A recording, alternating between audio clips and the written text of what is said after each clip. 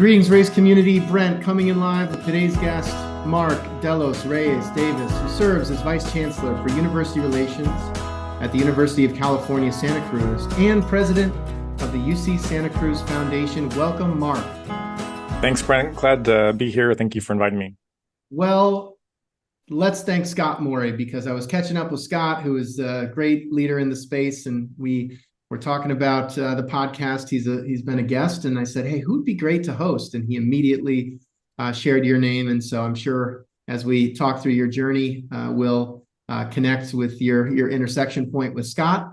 But to kick off, I'd love to ask you what I have been asking most of our guests, which is, tell me a little bit more about your higher education journey. Take me back to junior year of high school. Who is that Mark?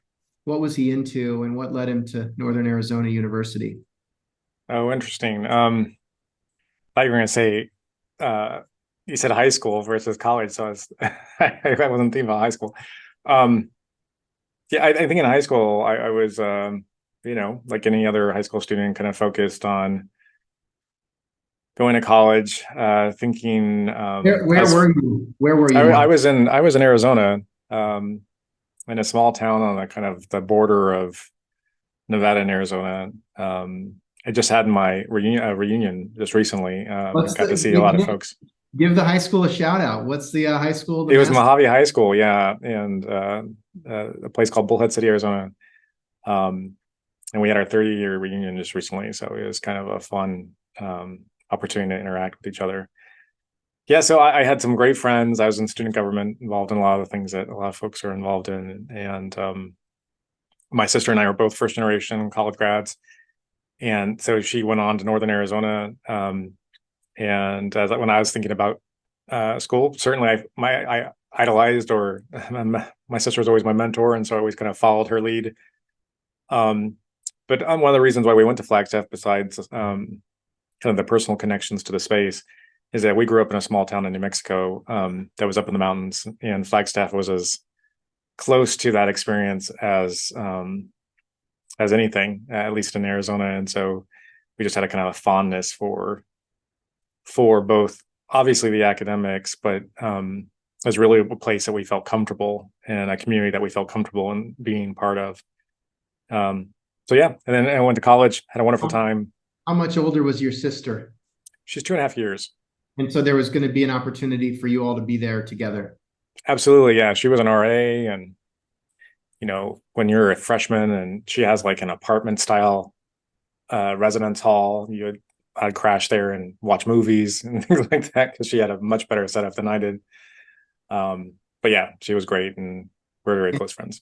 Did you know going there what you wanted to study? I think, as a fellow first gen college grad, oftentimes there's not as much of the maybe pre-planning earlier in life that sometimes can be more common when parents have gone to college. But how much focus did you have when you arrived at NAU? That's a great question. I think for folks who are first gen, you have both the support of your family going into it, and also the responsibility. And oftentimes when you're not familiar with a lot of different academic disciplines, you focus on business, because in your mind, business, you can make money, and making money is how you sustain yourself and how you support your family and how you support your career. So in many ways, like many others, I went into business administration. I don't think I had a passion for it, in the sense of like that was my burning desire to be in that, but is what seemed logical to me and more practical. And along the way in college, I developed appreciation for a wide range of things like you're supposed to do, right? You're supposed to open your eyes to new experiences, new diverse viewpoints. My family is Filipino American, and we certainly had our share of experiences growing up, and both in the sense of the diversity of our family background, and also being in a small town and being in a diverse family in a small town. All those things are kind of interesting. So then when you kind of go to a university, which again, is what we boast about the university experience. You're thrusted in the middle of all these different people. You learn so much about yourself, about other people, and about your passions. And I did find my passion while I was in college, and it wasn't in business, although I continued with that degree. And I think that degree certainly helped me in the sense of foundationally understand and apply it through my career. But it So certainly was in a different area. what passion did you uncover? So my junior year at the university, I became the student regent for the Arizona Board of Regents. And so in Arizona, the three universities are under one board appointed by the governor. And there's one, at that time, there was one voting student, and I served on that board for 1 year as a junior, highly naive, but certainly passionate and invested. Um, and from that experience, you learn what governance means, like you're experiencing the education that you're receiving, while at the same time you're making policy decisions that will govern the institution long term. And that was just obviously eye-opening. There are several members of that board who are just wonderful mentors, and one was Eddie Basha, who was a former gubernatorial candidate in Arizona, and an amazing person, who just kind of takes you under their wings and kind of help guide you, but also allow you to have your own voice. You find your own voice in that experience. And that year was pretty interesting, because there were a lot of kind of hot topics that were going on that forced you to kind of develop opinions about things that you never thought you had opinions about, or were never called to have opinions about, but you needed to make good policy decisions for the institution and for your fellow students. And so that certainly guided me to stay in higher education thereafter. It's amazing. Like, I think about, especially, with the first gen background, when you essentially, arrive at college with very little network as it relates to ultimate career outcomes, and limited maybe subset of mentors that are going to really guide you. I mean, I had coaches, for example, that were awesome, positive influences in my life, but they weren't going to guide me professionally. And then in an instant, you're sitting next to Eddie Basha, or in my case, I had that equivalent person that goes from this kind of nebulous, successful business person to like an actual person that you're sitting next to. And then you realize, or at least in my experience, and I'm guessing yours too, you realize, hey, I can sit with this person, I can converse with this person, I can contribute, I can engage. And sometimes, like, just getting a window into sort of how normal those wildly successful beyond your previous dreams people are, can be a really powerful experience. I don't know if that resonates at all. No, absolutely. It's interesting because I mean, it's also the experience you have in the development world too, because there's both, I think, a realization that everyone, we're all people trying to do the best we can in the spaces that we're in. Some people have more resources than others, certainly, and sometimes because of that, they could have more of an impact or a greater responsibility of having an impact.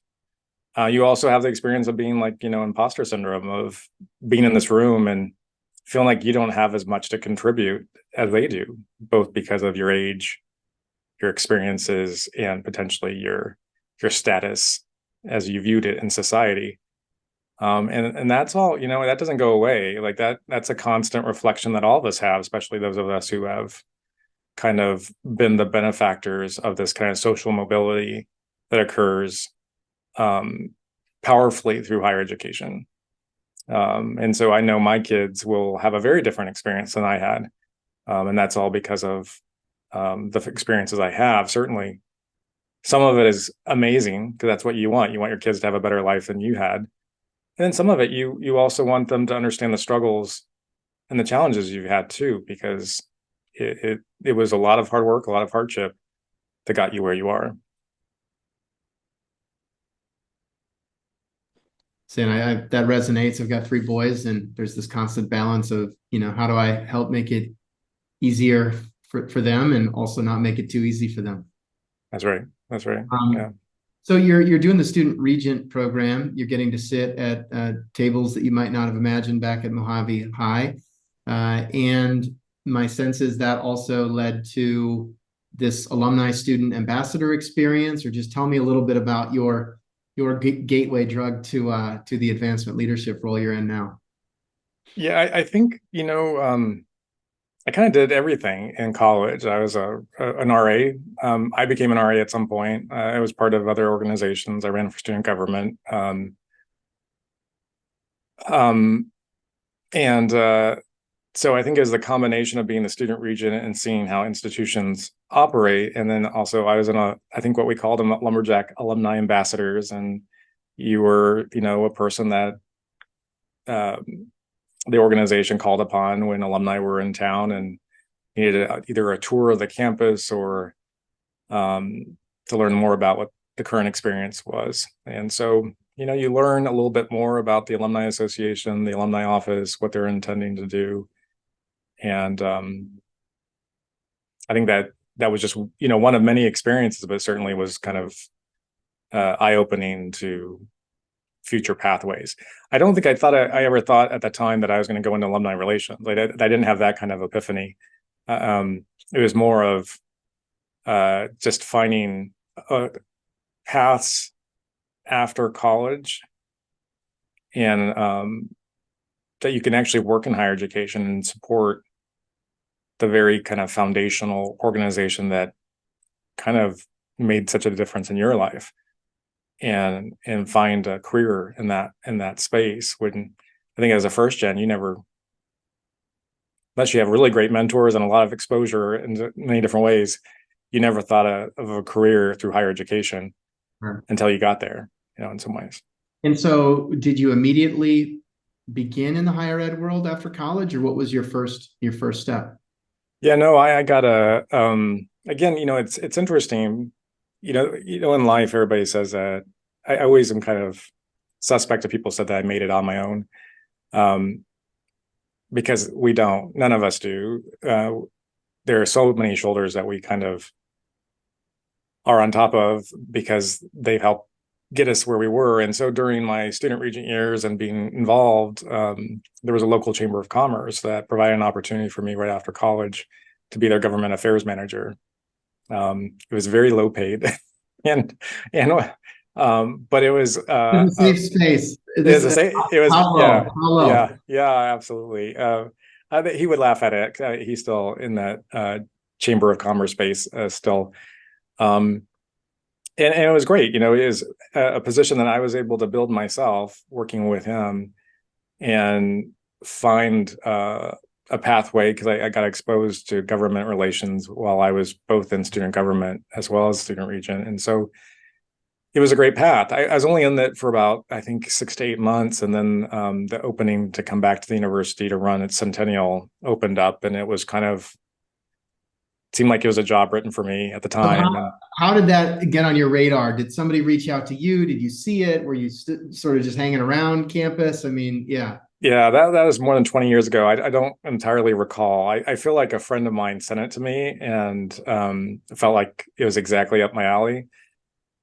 But I applied, went through the interview process, and then I just stayed in higher education ever since. So leading the centennial, what was the highlight of that experience? What was the actual job?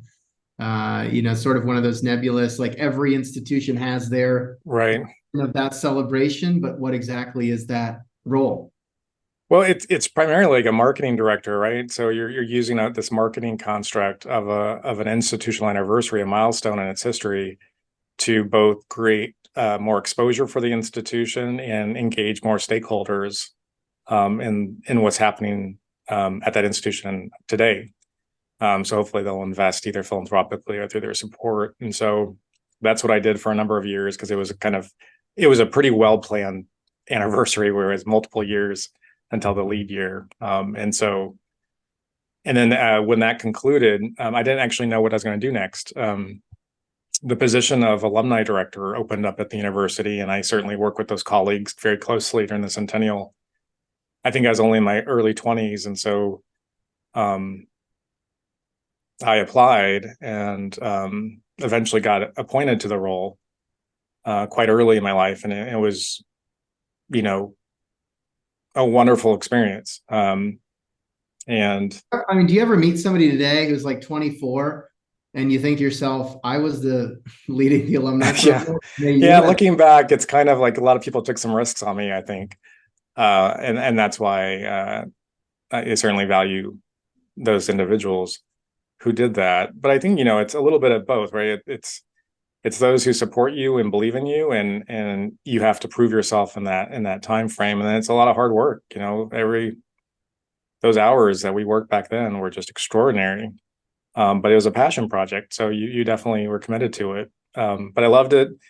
Yeah, it provided me opportunities, fully to jump in and start managing people, programs. I was used to managing budgets by then, but the intricacies of high HR and how do you lead a team, how do you inspire them, how do you make effective decisions were things that I had to really learn about very quickly. And I didn't always make great decisions, but I think you always learn about those experiences and apply them to future so challenges.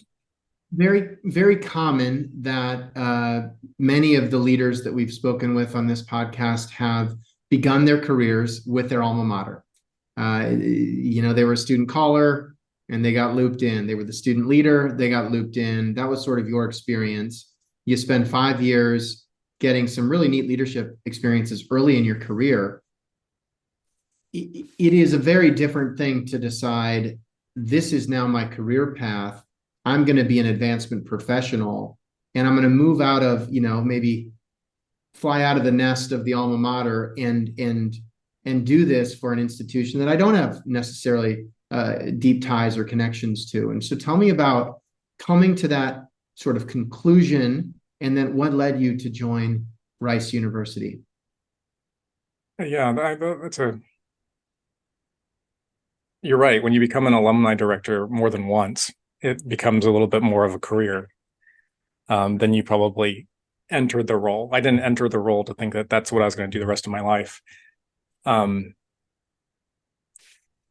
I think, if I remember right, there was a search firm that was recruiting for that position. And again, as a first gen, I wasn't really familiar with the higher education ecosystem, the different types of, I certainly understood the difference between private and public, but I didn't really think about rankings when I made my decisions for going to school. I was really more about feeling comfortable in the space and where I can succeed. And the Rice position opened up, and I was probably very naive when I approached the role, because I don't think I understood the caliber of institution that it was going in. I think it had certainly understood the reputation, but I was still young in my life and my career. In some ways that helped me, I think, in the interview process, because I had a little bit of a chip on my shoulder and wasn't, I think, intimidated by the experience. I didn't get intimidated till I arrived there and had my interactions from my colleagues and the campus itself. And quite Tell honestly, me there was more about that, because there's this interview experience and then there's showing up for the first week, second week. And I want to know more about maybe that tension that you experienced. I think, Rice is a very serious place. It has extraordinarily smart people. When you are accepted to the institution, either as a student or as a staff or faculty, there's both this kind of expectation of excellence that you receive, or a responsibility of excellence that you are given, and also kind of a trust and respect at the same time. And so when you're surrounded by folks in that kind of space, Nobel laureates who are still working there at the time, just extraordinarily talented faculty and students, and the team I had there were just extraordinary. I learned so much from them. And I appreciated their patience and their kind of just ability to take a risk with me. I think the selection committee, hopefully saw something that I thought I had, and they saw it a little bit. But there's a little bit of luck and a little bit of right place at the right time kind of stuff that occurred. And I just found a lot of people that saw something in me and took a chance. There are two wonderful things that happened when I first got there, that still happen to this day. One, my boss there, who I still stay in contact with frequently, Eric Johnson, he's the one that hired me. He was the vice president of development or resource development at the time. He was the first thing he did when I showed up on my first day, he shook my hand and said, "Thank you for choosing us." And it's a statement that is simple, but something I have used ever since, because it's an acknowledgement that the person who they've hired made a decision. It wasn't just a congratulations, you got the position. It was we know you have choices and you chose to come here. And that was certainly a very symbolic and very meaningful gesture. The other thing is the president of the Alumni Association at the time, the volunteer president, Vicki Bretthauer, she was amazing. On the 9th of every month, she would call me just to check in and see how things were going, just as a mentor, just making sure everything was going. And her intention was just to do that for a few months. And I think I started my work there back in 2002, I believe. So 21 years later, on the 9th of every month, I get a text from her or vice versa, just checking in. Amazing. So there's just the quality of people at Rice was just foundational to me. And my whole goal when I got there was that I was the first non-alum to run that position. And so my goal was, by the time I was at least a few years in, that everyone would thought I was an alum of that institution, that I breathed the values of the institution and could carry my own weight in that space. And so, and I think with the help of so many people, were able to do that. You spent almost 8 years there, a very good run. What was the single favorite memory that you have from your time at Rice? Oh, that's hard. Yeah. Experiences, donor experiences. I mean, anything stand out? Well, I think there are so many. I'd say the one that kind of had a pivotal kind of change in my life. So it's not a favorite, but it's one that probably led me to the next kind of things. So I was there as head of alumni, and then halfway through that experience, I switched into being the senior advisor to the president of the university, kind of running his office with a colleague, a wonderful colleague, Cindy Wilson, for the president at the time, David Lebron. And what we did was, obviously push forward his initiatives, and I was in charge of his international, pursuing, coordinating his international agenda, and would travel with him and his wife Ping to China and to India and to other places. And when I gave up 1 year as in charge of both, I ran the office, and then I was running Alumni Association. And then I decided to kind of move all the way into the president's office. But I wanted something of substance that was my own.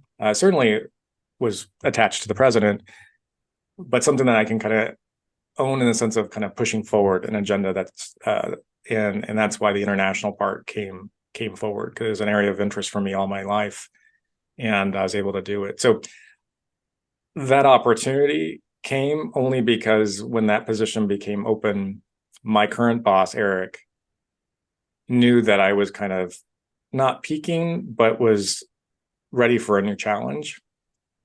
And that in many ways provided that conversation with the president and with me to kind of assume that new role. And again, it's just people who are looking out for you professionally and personally.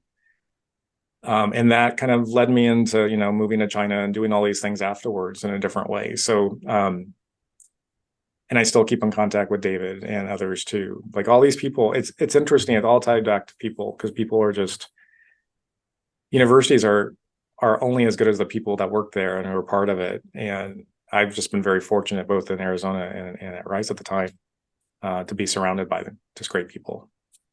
When did Tsinghua University first get on your radar? So when I was going to China, part of my role was accompanying the president to all these institutions of higher learning in China. And so we would travel, whether it was for a week or 3 weeks at one time, and we would visit all these different universities that the institution was trying to either explore collaboration or reinforce the collaborations that existed. And it was during the boom time, it was right after the Olympics in China. And so all these universities were doubling in size, building brand new campuses within years. It was just kind of a phenomenon to watch. And I knew I had to go back for my graduate degree. Up until then, I had not done it. And mostly because the areas that I was interested in were not available as part-time degrees. And also I'm one of those individuals, I have to kind of go all in or I won't do it well because my job will always win that. Yep. So I decided it's time to really pursue it. I was very interested in China. And so I decided to kind of just do it, jump in. And I moved to Beijing, got accepted obviously to Tsinghua, and then was an older grad student, I'd say. But it was an amazing experience. Living in Beijing during those years, and the people you meet, the experience you have. People always say that you don't know your country until you leave it, and I think that's very true. It opens your eyes on how everyone else views the United States. And my family, obviously, I have an international family already, but I never, since I was until, except for when I was very, very young, always lived in the United States. So that was a transformative experience. I met my husband there, who is not Chinese, he's actually from Spain. But all that was just fundamental to what I did afterwards and how I kind of continued my career. And so my brother volunteered at the 2008 Olympics, and he took a 4-week kind of, student volunteer program there, and did not come back feeling like that's a place I could live for a few years. Like it was just so overwhelming. But, an amazing, I think, experience for him, but it's very different to sort of visit and have a good experience versus decide, especially when you are at an institution, you're at Rice, you had experience at NAU, you're meeting people at all the universities around the country, to decide to go and pursue that internationally. Was there like a vision of where you thought that might take you, or did it just feel like an exciting right step at that moment? Does that make sense? Yeah. Was it part of a bigger plan, I guess? Yeah. I think there are multiple things that were going on. One, I think, another, again, colleague of mine, when I assumed the role in the president's office, they had, really good advice for people in the chief of staff roles. I took it, and I kind of didn't take it at the same time. But they say, you can't do those roles forever. You need to, do it for a number of years, and then you need to move on. And the reason why is because you become so much a part of another person's agenda. You try to be a thought partner. You try to convey what they would want to convey. You try to write as like they write. All those things, you're trying to emulate what you think they would do so that they can have the best product they can have, and then to make the decisions they need to make. And so you don't lose your own professional identity in that space, but you could. And that's why they kind of made that recommendation. And so I knew I was not coming to that point. David was, I have so much wonderful feelings about David and Ping, and value them so much. But I think I kind of blamed them for the exposure to China, because that's what sparked my interest in going, because of what they introduced me to. So I think one was this realization that if I wanted to pursue, if I wanted to be a vice president at an institution, and continue my career in certain ways, that a graduate degree was necessary. I also kind of felt I was getting older, and it is now or never. And then I had this, passion for international relations, and specifically at that time, what was going on in China. So it's kind of all some of it was strategic, and then some of it was just the timing. How much did you end up having to or end up studying the language? So the program was an international program. If your Chinese was strong enough, you could take the Chinese-based courses. If your Chinese, like mine, was poor, you took Chinese classes, language classes, plus your international relations classes.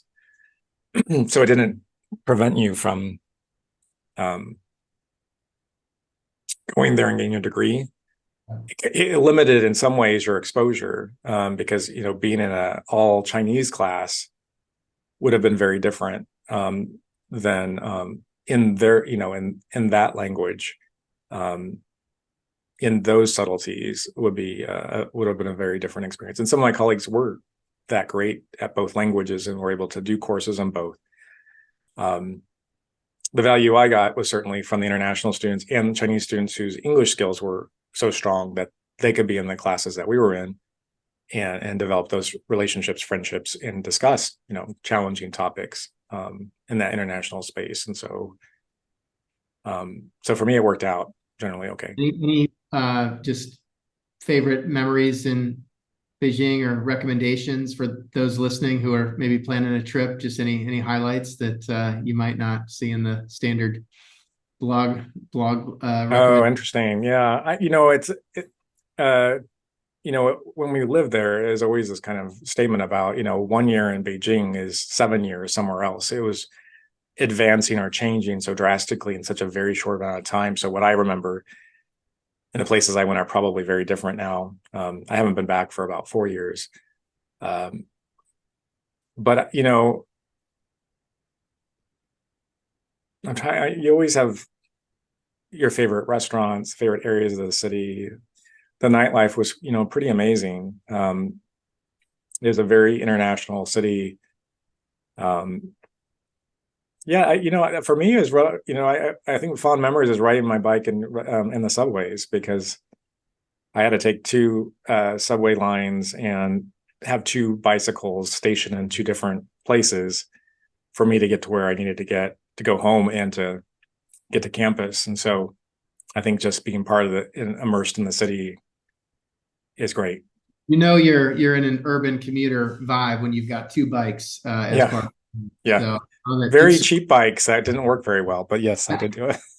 After the degree, and you made a move not quite all the way back to the mainland, but stopped in Hawaii for a few years, which I'm sure to everybody sounds amazing, and like any place, I'm sure has great experiences and trade-offs. But tell me about the highlight, and what stands out is you've kind of gravitated toward these chief of staff / international officer roles, which is not that common among the folks that I've hosted up until now.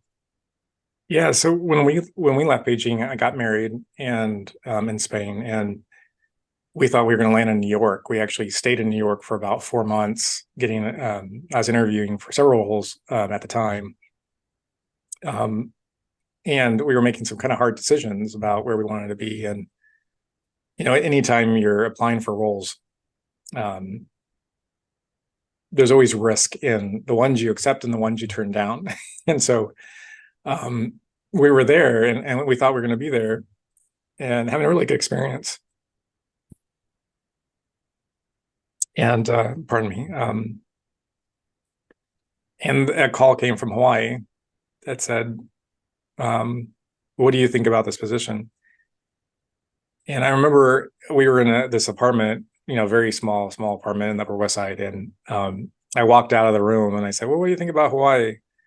Because it wasn't really on our radar. Certainly Hawaii was, but not in the sense of working or living there. And I remember we had an iPad, and I was like, because my husband is from Spain, like he's less familiar with very familiar with the geography, but not for every state. And so I was like, showing them the map, and it was like mainland US and then ocean, ocean, ocean as you mapped, and then Hawaii. And so we said, well, let's try it. Like, we were open, we were adventurous at the time, no kids, all those things. And so we said, okay. And I flew out and had just a really great interaction with the president of the university. And he was a former president of Butler. His name's Jeff Bannister. He's now retired. And he took over this private university in Hawaii that he saw some wonderful opportunity and potential with. And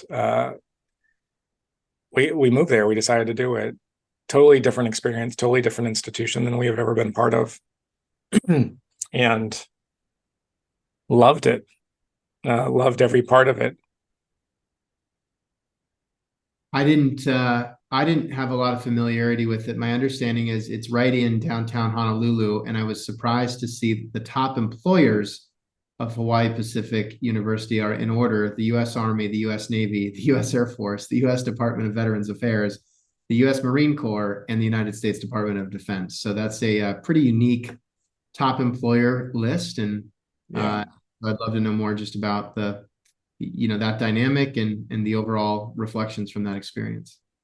Yeah, no, it's a place that kind of grew up very quickly as an institution, and it had a very large presence on the different military bases in Hawaii, providing those in the military who were stationed there at the time to continue their education, whether it's at the undergraduate or graduate level. Mostly, obviously the graduate level, but also the undergraduate. And so that's probably why the top number of graduates. It also had a strong education and nursing program, and others that were more kind of locally based. But they also have, like other institutions, people on the mainland and other places. There's a large contingency of Scandinavian students who go to Hawaii as well. And so if you looked at the largest international population of Hawaii Pacific, it was mostly Norwegian, Sweden, a lot of other places in Europe, for various reasons. I think certainly the weather probably drew a lot of them, but there was also really great kind of collaborations and easy access to transfers of credits that made it work. But I loved that experience because it was an institution that was trying to make a most of opportunity. It was a visionary president who took big risks and made big changes. It was during a time when a lot of universities were going under, and this institution was trying to reinvent itself, staying core to its values, and being highly focused on serving the residents of Hawaii in a very difficult market. So I know that you connected with Scott during your time at Rice University, and had an opportunity to reconnect as colleagues at Carnegie Mellon. So tell me about that experience and serving as campaign director and getting to work with Scott. So Scott's amazing. So in Hawaii, one of the things about Hawaii that's interesting is that I fell in love with the culture, with the people. It is a wonderfully rich, vibrant, diverse state. And it is, as a Filipino American, is one of the first places I ever lived where I was not the minority. I would be considered Hapa, and that was a dominant population of residents of Hawaii, and just felt embraced both by the culture, the local culture, the individuals, and that has stayed true to me. And just the culture of how we interact with each other, the talk story before meetings, all those things that connect you to the people, the land, and the environment are very present in how I think I live today. But the president of the university was about to retire. He announced it. And so I knew my position would be kind of somewhat susceptible to changeover. We were flying back and forth to Europe because that's where my husband's family is. And, that's a very long flight. That's Hawaii. Get over the mainland US and then get to Europe. And at the time, Scott was had just moved to Carnegie Mellon and was looking for a campaign director. And I was looking to get back into being more in a I guess, a field or a discipline. I kind of moved into international relations and the chief of staff role. And I think I was ready to kind of move back into advancement. And we had just a number of wonderful conversations. I interviewed at campus, met with the president and others. And I just felt both supportive and inspired by what Scott was trying to achieve. And I kind of felt like I had the kind of experiences that would be helpful to him in pursuing those. And at the same time, I wanted to kind of shore up a lot of my advancement experiences in a different way. At the same time, obviously deploying the expertise that I had as well. Scott and I were he was the head of alumni at GW when I was at Rice, and that's how we first became acquainted and became, obviously respected colleagues throughout that time. There's a number of us, like Donna at George Washington, Scott, Chris Marshall, Andy Shadlin. There are a number of us that were there together at the same time. So it's great to see how all of us have kind of our pathways in our careers. Great group. Thanks for sharing. And then you had the opportunity to join UC Santa Cruz. I think an amazing institution. I mean, kind of bringing it full circle. I know over 30% of the students are first gen, for example. So I'm sure that aspect of the mission has to be really, really rewarding to you. But what else drew you there, other than it being an amazing place, in the country? And then certainly, I guess, I don't love kind of going down the pandemic memory lane too often, but you joined in July of 2020, and so it had to be a really challenging, unique, different onboarding experience, if you will. And I'm sure it's been great, this year, for example, to be able to do a lot of the things that I'm sure you wish you could have done earlier in the tenure. Yeah, no, it has been a very interesting transition.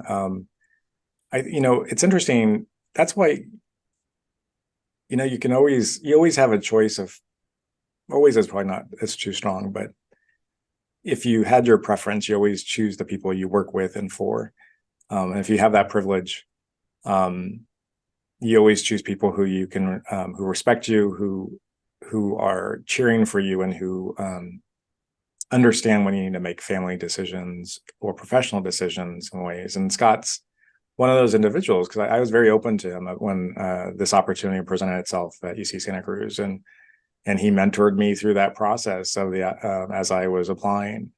I try to be very open about those as much as possible, because I out of respect to him and the opportunities that he has provided me, but also just out of respect. I didn't want him to find out from someone else. And so I think that's what's great, is that every, I think, opportunity or experience I've had, I've been very forthright with all of my former bosses, and they've been all very respectful and supportive in that. And that's what I think what you seek when you want to work for someone. And so this opportunity presented this whole kind of portfolio that kind of, as you said, was full circle. It kind of all these different kind of experiences I've had throughout my career, from overseeing marketing, communications, executive comms, alumni relations.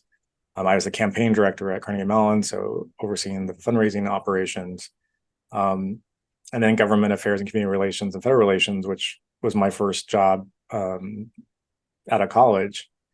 All those kind of came in this portfolio, and at an institution that obviously is part of one of the world's best public university systems in the world, University of California, to an extraordinary campus that's kind of built and its origins is on environmental and social justice, and a member of the AAU that is both kind of an indication of its leading research kind of focus, well as you said, this commitment to access, where 30% of the students are first gen, 40% are Pell eligible students. And they're also, minority serving institution, with being HSI and Anna Peasy school. All those things, you don't find that. There's like a handful of institutions that have that kind of portfolio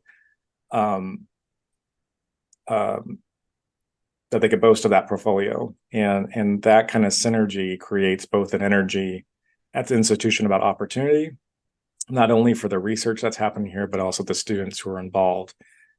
And if we get it right, as we get this right here, like it is a profound way to diversify Silicon Valley. It's a profound way to diversify STEM fields when public universities of this size, of this diversity, has access to cutting edge research, training opportunities, mentorship opportunities, and educational opportunities, and are deployed into the workforce in leadership positions as well as other positions. Like that transforms society. And that's just a compelling vision. The Chancellor is a wonderful person, both pragmatic and visionary, and also willing to learn. Like she's a great partner. Like when you want to work for someone, you want someone that's openly asking to learn from you, while at the same time you're learning and being mentored by them. And that's what I found.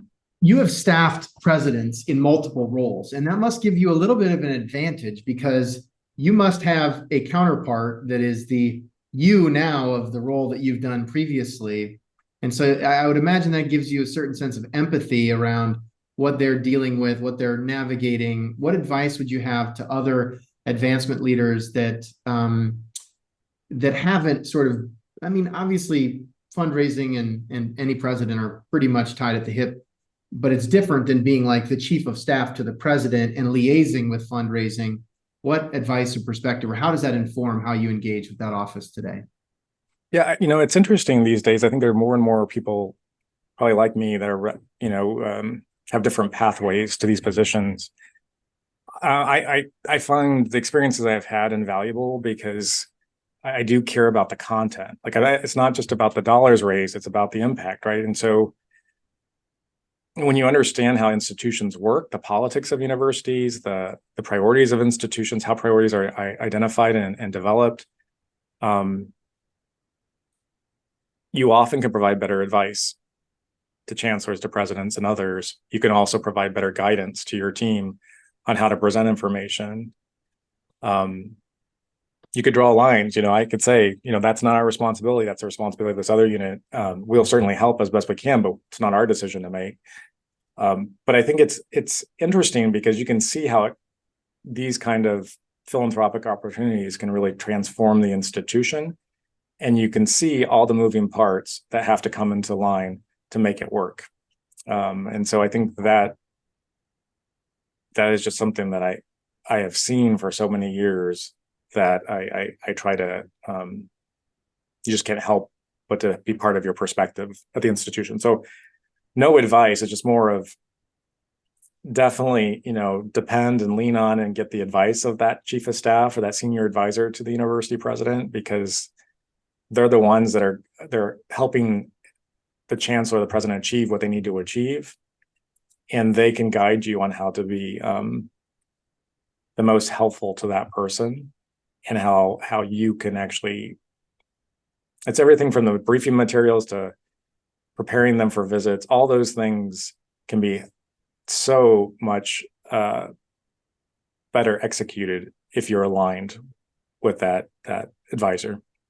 You have a couple more minutes. I know we're kind of at time, so I want to be respectful of that. But Sure. I would love to just get your perspective on having worked so closely with presidents and being that sort of liaison and helping coordinate some of those big international trips, a week here, 3 weeks there.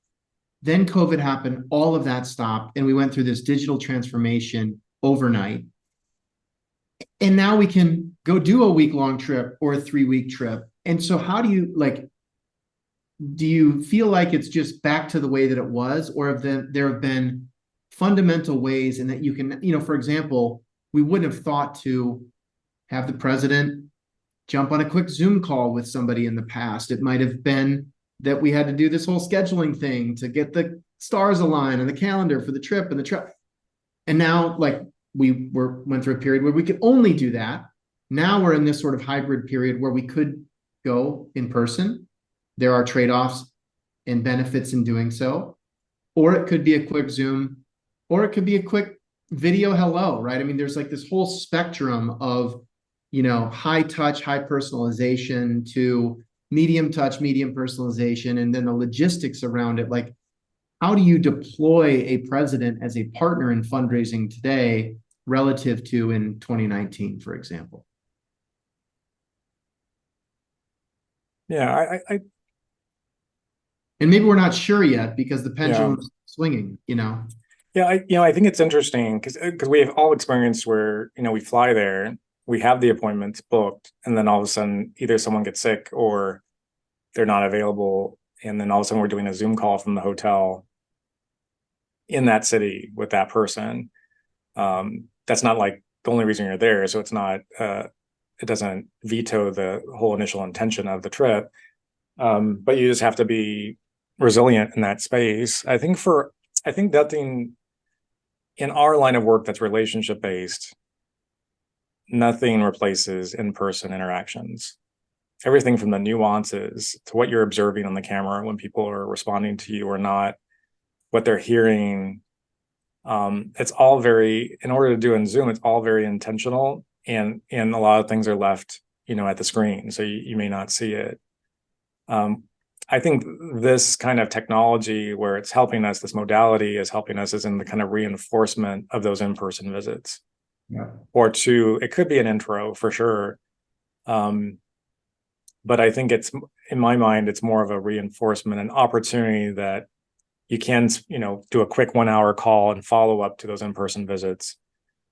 But it's easy to ignore emails. It's easy to ignore those things. And so I think it's just kind of what's the right balance for your stakeholders, what makes sense based on that. Like if you think about federal, state, and government relations, sometimes they're not meeting in DC when you're in DC. And so you'll meet with others and then you have to do a Zoom call later. So it's kind of, it allows you probably to do more than you ever have done. Like as you're experiencing, right, and I'm experiencing, I have more meetings in a day than I ever had before COVID.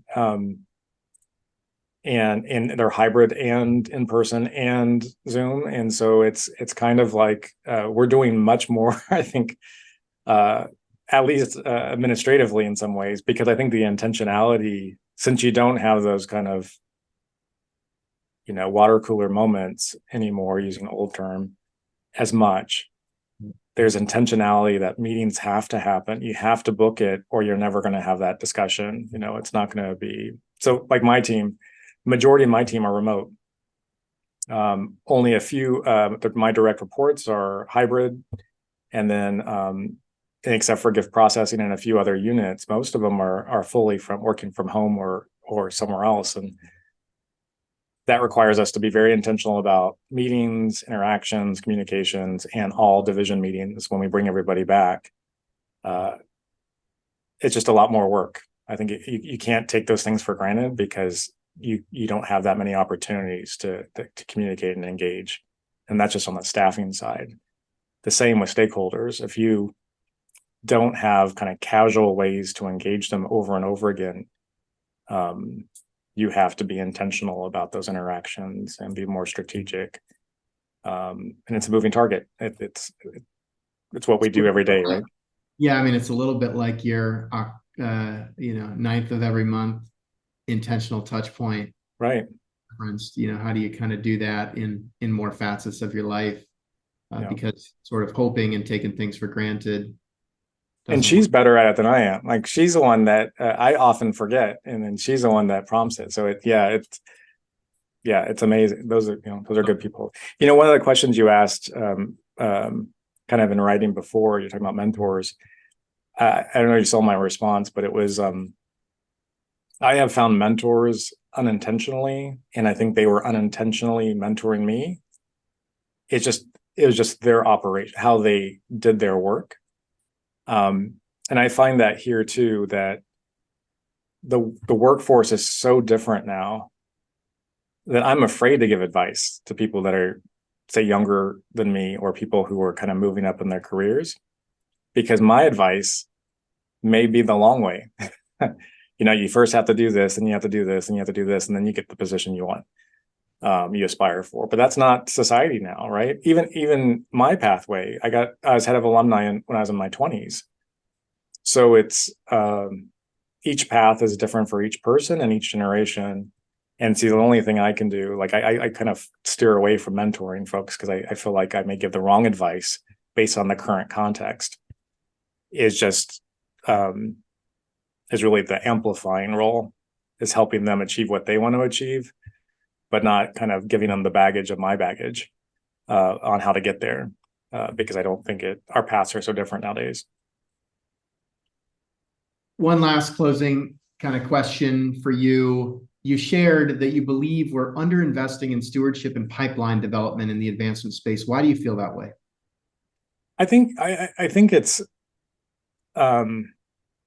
the reality of hitting our metrics, right? I think, in the end, we have to raise money, and we have to raise money in a certain amount of time annually. And so it is natural to invest the resources you need to achieve those goals on an annual basis. It's a luxury to think long-term and to develop stakeholder engagement and pipeline development in a way as robust as we want it to be. But it's a cycle somewhat. And so I think about the department that I leave behind when I leave this role. Are they going to be in a better place than when I arrived? Are they going to be better positioned? Are they going to have a greater pipeline that they can work with and stakeholders much more engaged? I think that's part of it. It's this resource scarcity issue that all of us have, and kind of holding the line and when during budget crunch times, of not divesting of those kind of fundamental core parts of the program. That might be because I was in alumni relations from the beginning, but it's also it's a reality that I've experienced, here, is that we need to invest more in those spaces. And if we invest more in those spaces years ago or decades ago, we would have been in a very different place than we are today. And I just wanted to say, in case we don't get to it, the other thing I wanted to mention is we are in a reckoning where there are so few people of color in the senior leadership roles at universities, and specifically in advancement. And this is not a new discussion. We've talked about it for decades. And if you go to different conferences or programs or sessions,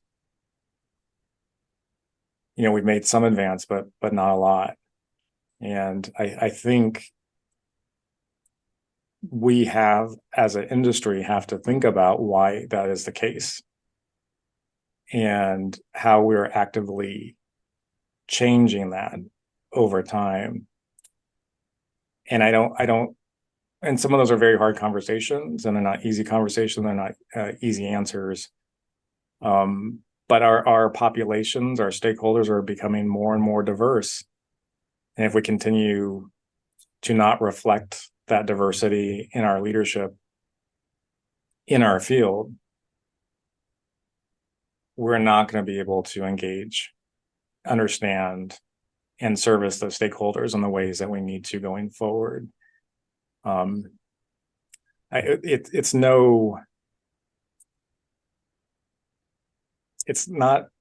an irony in the work that we do, because in some sense we're part of this kind of redistribution of wealth from folks who have raised and earned significant amount of wealth and money over time through, obviously because of the work of so many people in various roles who have contributed to that wealth.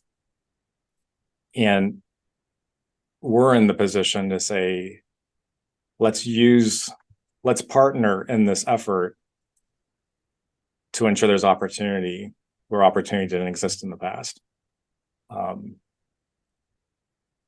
And I think that takes both a reckoning and a self-reflection on the donors side and on the institutional side and the people who are interacting with those donors.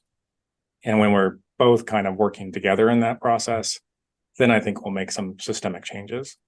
I think that's well said, and a good note to conclude. I have to say, I don't know how much familiarity you have with the CASE graduate trainee program, but I think that has been an excellent step forward based on my interactions with that community and to really create an on-ramp of a very diverse, passionate group of people who have been direct recent beneficiaries of philanthropy.